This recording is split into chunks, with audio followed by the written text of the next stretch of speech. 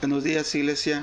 Espero estén teniendo una buena semana y en esta mañana quiero seguir compartiendo el tema de la fe. Vamos en el capítulo o la parte número 1 y vamos a concluirla. Vamos a tratar de concluirla, aprender de lo que es la fe en nosotros, cómo funciona, porque hay veces que tenemos una fe ficticia, una fe religiosa, una fe que pues no genera, no produce en nosotros, ¿no? Entonces esto es importante que lo miremos, porque la fe verdadera le demanda al creyente, le demanda pues que alcance a Dios, toque a Dios, le demanda que su relación con Dios sea fuerte.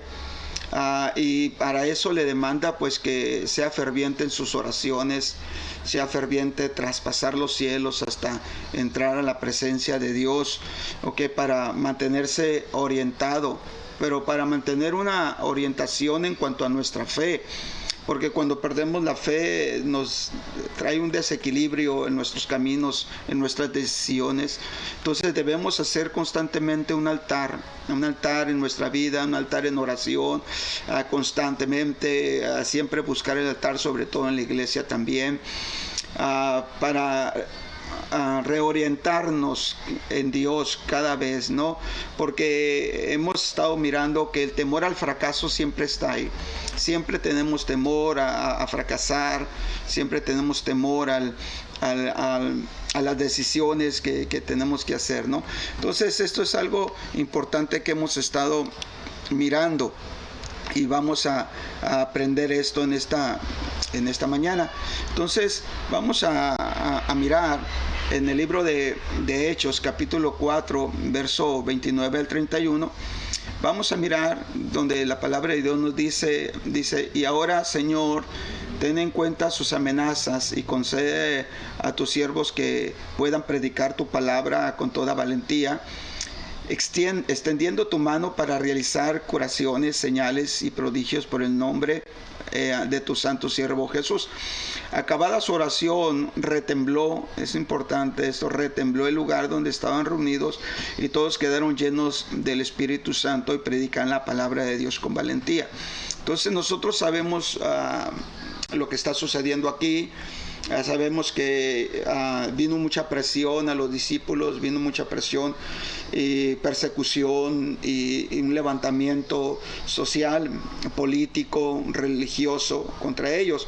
Entonces están bajo cierta presión, de tal manera que tienen que otra vez digamos que abastecerse de fe, de fortalecerse, de otra vez tomar las fuerzas para proseguir.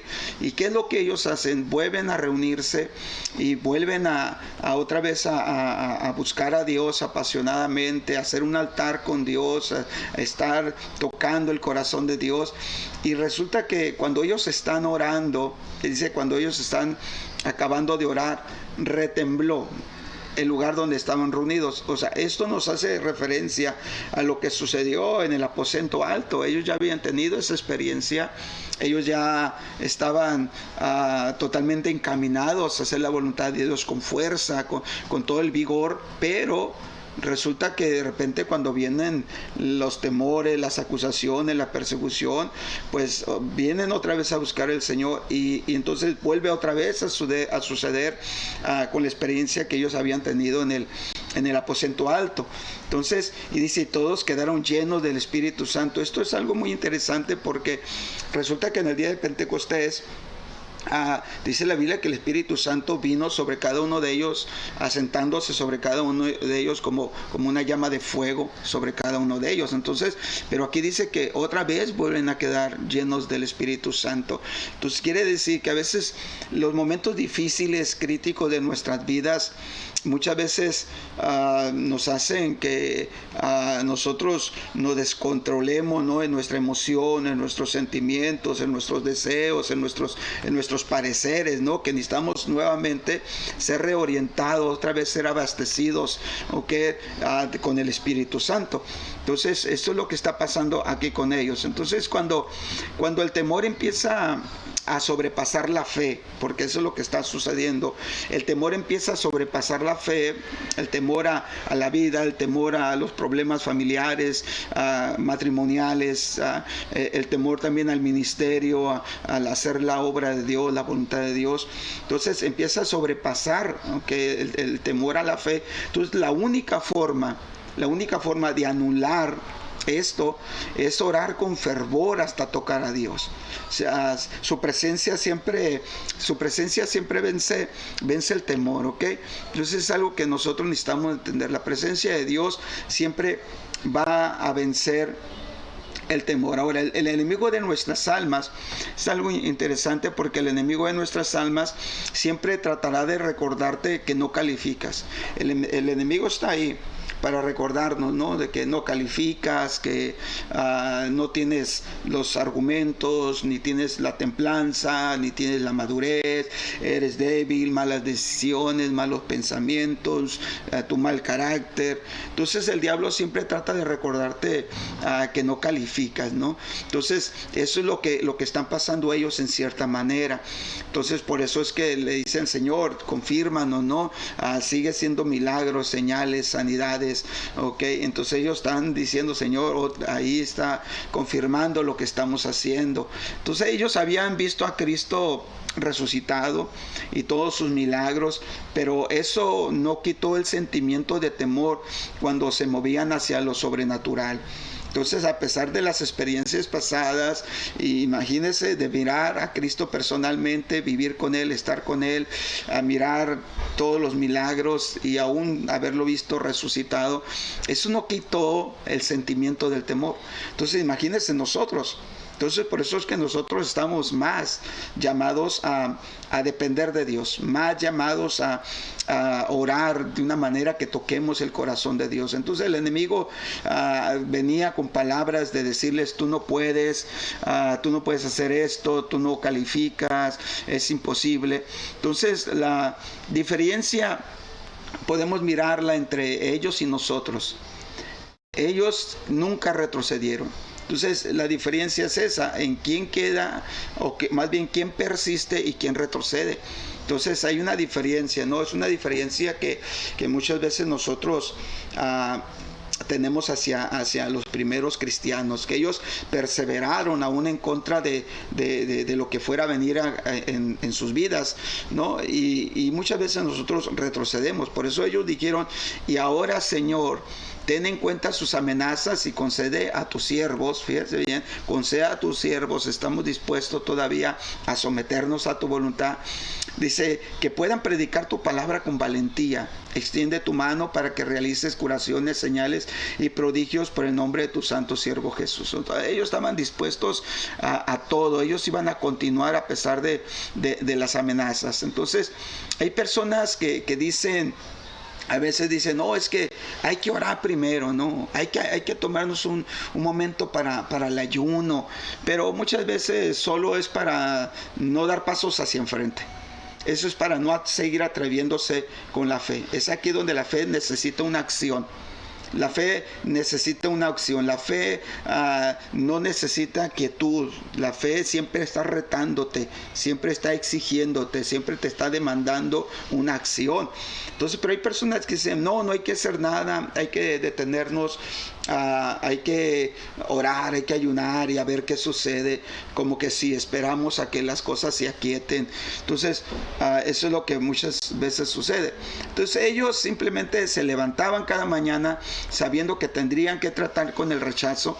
Ellos tenían que levantarse cada mañana para seguir tratando con las burlas, las amenazas, posiblemente la cárcel, los azotes, ¿ok? Así que miramos entonces que ellos tenían los mismos temores. Aquí podemos mirar que ellos tenían los mismos temores y dudas que nosotros tenemos. Es lo mismo. Ellos también no permitieron que sus temores los controlaran, ¿no? Ellos salieron a matar a ese Goliat. Ellos mataron a matar a ese gigante que se presenta armado contra nuestras vidas, se presenta de alguna manera muy por encima de nuestra capacidad, pero así como lo dijo David, Dios pelea por nosotros. Vamos en su nombre, no en el nuestro, no en nuestra capacidad, no en nuestro personal. Entonces debemos de entender lo que está sucediendo en el tiempo antiguo como en el tiempo presente. Dice que después de esto, acabada su oración, retembló el lugar donde estaban reunidos y todos quedaron llenos del Espíritu Santo y predicaban la palabra con valentía. Entonces ellos se levantan y enfrentan su Goliat, enfrentan a su gigante que los amenazaba. Entonces hay que entender esto, ¿no? Tener fe no es llegar a un punto donde todo es quietud. Esas son cosas que tenemos que comprender, porque muchas personas dicen, no, es que tener fe, o cuando hacemos las cosas por fe, es cuando todo está disponible, todo está a nuestro favor, y no es así. No es así la situación. Tener fe no es llegar a un punto donde todo es quietud. También hay que entender que nunca va a dejar de haber un momento en tu vida en que no haya un temor, duda, miedo. O sea, no hay un momento, siempre estamos con esa angustia, ¿no? ¿Por qué? Porque dice la Biblia, mas el justo por la fe vivirá, no por la situación, ni cómo se presente, ni cómo se sienta. Entonces entendemos una verdad aquí, ¿no? La fe es pararte del lado de Dios. Entonces, la fe es esto, ¿no? Que nosotros podamos pararnos del lado de Dios, a favor de Dios o de lo que Dios dice. Pararnos del lado de Dios es pararnos de lo que Dios dice, del respaldo de su palabra, donde Él va a proveer, donde Él va a guardarnos, donde Él va a protegernos, donde su palabra dice que estamos en el hueco de su mano, somos la niña de sus ojos, somos su especial tesoro, donde dice, no te dejaré, estaré siempre contigo hasta el fin de los tiempos. Entonces eso es pararte del lado de Dios, ¿no? Esa es la fe que te pararte del lado de Dios, de lo que Él nos dice. Quizás hemos pensado que si se nos diera una experiencia, ¿no? O una revelación como los héroes bíblicos, pero la verdad es otra. Porque muchas veces es lo que esperamos, ¿no? Que hay algo que nos confirme. Es que si se confirma esto, si esto pasa de esta manera, si se acomodan las cosas. Y siempre estamos esperando nosotros experiencias o revelaciones, cuando la fe es dar pasos hacia adelante. Entonces debemos entender esta verdad, ¿no? Absolutamente todos los que han sido llamados antes que nosotros tuvieron miedo. Todos los que fueron llamados antes que nosotros dentro de la Biblia tuvieron miedo. Y cuando llegaron al punto del llamado de Dios para sus vidas, lo único que hicieron es se rehusaron a ser controlados por sus temores, cosa que nosotros debemos de hacer. Ahora, recordando Pablo, una sugerencia de Pablo a Timoteo en la segunda carta, ¿no? de Timoteo, capítulo 1, verso 7, nos dice, porque no nos ha dado Dios, escúchelo bien, no nos ha dado Dios, o sea, es algo que no tenemos, es algo que se nos fue dado. Eso lo está entre líneas diciendo, porque no nos ha dado Dios espíritu de cobardía, sino de poder, de amor y dominio propio. Quiere decir que la cobardía, el temor, la congoja, la incertidumbre es parte de nosotros, está en nuestra naturaleza, ¿okay? ¿Por qué? Porque nosotros nos gusta tener las cosas controladas, pero no todo lo tenemos controlado. No tenemos controlado a nuestra esposa, nuestros hijos, no tenemos controlado la economía, no tenemos controlado a las personas a nuestro alrededor, nuestros seres queridos, los asuntos de la iglesia, no los tenemos controlados. Hay cosas externas que no controlamos, pero lo interno sí. Entonces, ¿qué es lo que Dios te ha dado? O sea, no te apoyes en lo que tú tienes humanamente, sino en lo que Dios te ha dado en ti y que está en ti. Entonces, Pablo, diciéndole esta palabra a Timoteo, posiblemente hay un comentario que posiblemente a causa de su juventud o modo natural de ser de Timoteo, quizás tímido, no era muy bueno para hablar o tenía mucha desconfianza, o también por su juventud, como dije, porque no era quizás muy aceptado por las personas mayores, pero había esa incertidumbre, había ese temor en él, había una cierta cobardía. Entonces Timoteo era algo tímido. Entonces fue que Pablo entonces le escribe, ¿okay? Y le escribe y le dice estas palabras tan fuertes, ¿no? Que también debemos de apropiarnos de ellas, porque no nos ha dado Dios espíritu de cobardía, sino de poder, de amor y dominio propio. Entonces hay algo que debemos de entender: el enemigo de nuestras almas, el Señor lo reprenda, el diablo explota nuestras áreas débiles poniendo un espíritu de temor. El enemigo siempre va a explotar nuestras áreas débiles. Él sabe las cosas que nosotros les tenemos miedo, las cosas que nos descontrolan, las cosas que las cuales siempre tenemos esa desconfianza que cómo reaccionen, ¿no? Cómo reaccionen las demás personas, cómo reaccionen mis hijos, mi esposo, mi esposa, el cómo hacer las cosas, siempre esa incertidumbre. Entonces el enemigo aprovecha y explota esas áreas débiles, ¿ok? Y trata de poner un espíritu de temor. Si bien es cierto que tenemos áreas débiles, es cierto que nadie de nosotros somos capaces, que somos débiles, tenemos esas áreas, pero Pablo declara la palabra, porque no nos ha dado Dios. Quiere decir que Dios nos puede dar y nos ha dado, ¿okay? En primer lugar, no nos ha dado espíritu de cobardía. Entonces tenemos algo que es natural, debilidades, ¿no? Que son las áreas que nos hacen tener cierta cobardía. Okay, tenemos algo que es natural, que son debilidades, pero también tenemos algo que se nos fue dado: poder, amor y dominio propio. Okay, entonces la victoria depende de lo que nosotros sigamos. O vamos a seguir nuestras debilidades que las tenemos, o vamos a seguir lo que Dios nos ha dado. O vamos a seguir, o sea, cada uno de nosotros va a seguir sus debilidades o la fe en lo que le fue dado. ¿Okay? Ahí es donde entra la fe, pues, en lo que Dios le ha dado. ¿Qué es lo que vamos a seguir? Entonces, vamos a entender un poquito de esto, porque podemos entender entonces que cuando hablamos de poder, la palabra poder es muy interesante que se utiliza aquí, porque la palabra poder nos habla la palabra griega dunamis, y significa un poder, capacidad física, moral, residente en una persona o cosa. Poder en acción, tal como, por ejemplo, cuando se pone en acción para ejecutar milagros. Eso es dunamis, ese es el poder. A eso se refiere Pablo, ¿no? Cuando dice que Dios nos ha dado poder, nos ha dado dunamis. ¿Qué es eso? ¿De qué se trata ese poder? Pues significa capacidad, tanto física como moral, que mora dentro de nosotros. Significa un poder para accionar, un poder en acción, como para cuando se pone en acción para ejecutar milagros. Quiere decir de que Dios nos ha dado una capacidad, ¿okay? En nosotros, por eso es que en un verdadero cristiano está ese poder.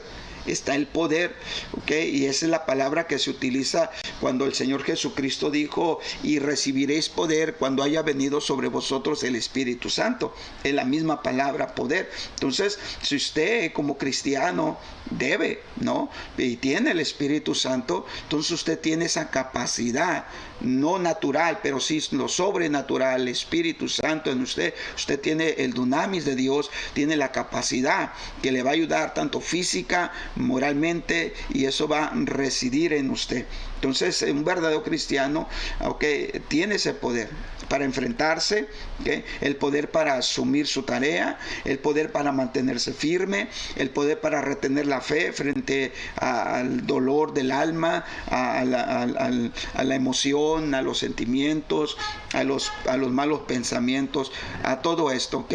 Tenemos esto. Entonces también nos habla que se nos fue dado amor. Entonces, la palabra amor que se utiliza aquí es la palabra ágape. La palabra ágape, okay, que es amor, okay, es algo muy, muy, muy interesante, okay, porque significa fiestas de amor. Entonces Dios ¿ok? En alguna manera quiere que nosotros estemos digamos, gozosos, ¿no? En todo momento, pero es un gozo porque sabemos de que alguien nos cuida, alguien nos ama, alguien nos protege, alguien que está con nosotros.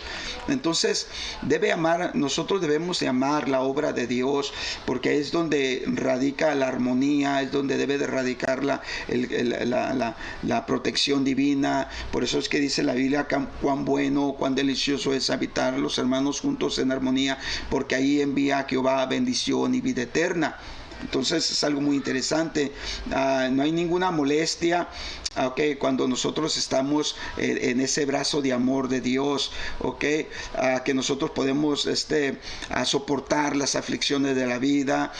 Nosotros podemos ser suficientes contra las amenazas, contra los desánimos, ¿no? Entonces también nos habla de dominio propio. Esto es algo muy interesante también, dominio propio, porque significa sofronismo, que es disciplina, control de uno mismo. Esa palabra es una palabra de sofrón, literalmente es salvando la mente, o llamamiento a una mente sana, o dominio propio. Entonces, ninguna persona puede nunca dirigir a otras a menos que se haya dominado a sí mismo. Es sofronismo. En ese dominio propio que Dios da, hace una persona capaz de dirigir a otro, porque ella misma es antes que nada sierva de Cristo, dueña de sí misma. O sea, no podemos nosotros aconsejar, no podemos nosotros, digamos, dirigir, instruir a otras personas, si nosotros no tenemos dominio propio. Entonces, quiero terminar entonces con esta escritura en Hechos 16, 25, y eso es algo muy, muy interesante, lo que nos habla esta escritura, porque esta escritura, lo que nos está diciendo esta escritura es simplemente, pero a medianoche orando Pablo y Silas, cantaban himnos a Dios, y los presos los oían. Entonces sobrevino de repente un gran terremoto, y de tal manera que los cimientos de la cárcel, dice que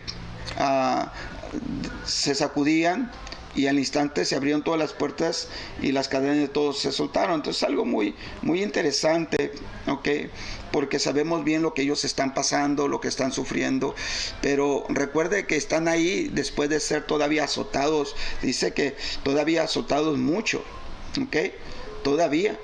Imagine cómo, yo me imagino cómo estaban ellos, cómo estaban doliéndose, cómo estaban ellos sintiéndose, y estar metidos ahí. Es interesante. Entonces los meten en el calabozo, pero no en cualquier calabozo, sino que dice que en el de más adentro, y les aseguraron los pies en el cepo. Esto es algo interesante. Dice que entonces Pablo y Silas, dice que no comenzaron a llorar, no dice así, sino usted mira el texto, dice que cantaban himnos a Dios. Entonces nosotros tenemos la misma fe que ellos. ¿Qué hacemos en los momentos difíciles? ¿Qué hacemos en los momentos críticos? Nos ponemos a llorar, nos ponemos a lamentar, nos ponemos a quejarnos. ¿Qué es lo que hacemos? Dice, entonces Pablo y Silas comenzaron a llamar ¿a quién? ¿A sus amigos?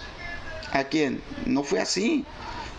Nosotros tenemos la misma capacidad en fe que ellos.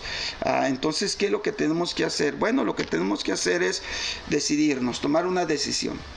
Decida pararse del lado de Dios en fe y no escuche sus temores. Eso es lo que tenemos que hacer. Los temores van a estar ahí presentes siempre, y es natural en nosotros, pero si usted deja de oírlos, encontrará la fe que Dios le ha dado. La fe es un regalo de Dios, y esto es algo que todos podemos tener. Bueno, quiero dejarle aquí, quiero terminar aquí la primera parte, y enseguida vamos nosotros a a mirar la segunda parte, a seguir estudiando referente a la fe. Coméntelo, haga una referencia, recomiéndeselo a alguien y que sea de bendición. Vamos a bendecir a alguien, tómelo por ese lado, bendiga a alguien, compártalo, va a ser de mucha ayuda. Bendiciones, y espero algún comentario de usted en algo que nosotros pudiéramos hacer referencia, lo estaremos haciendo. Bendiciones.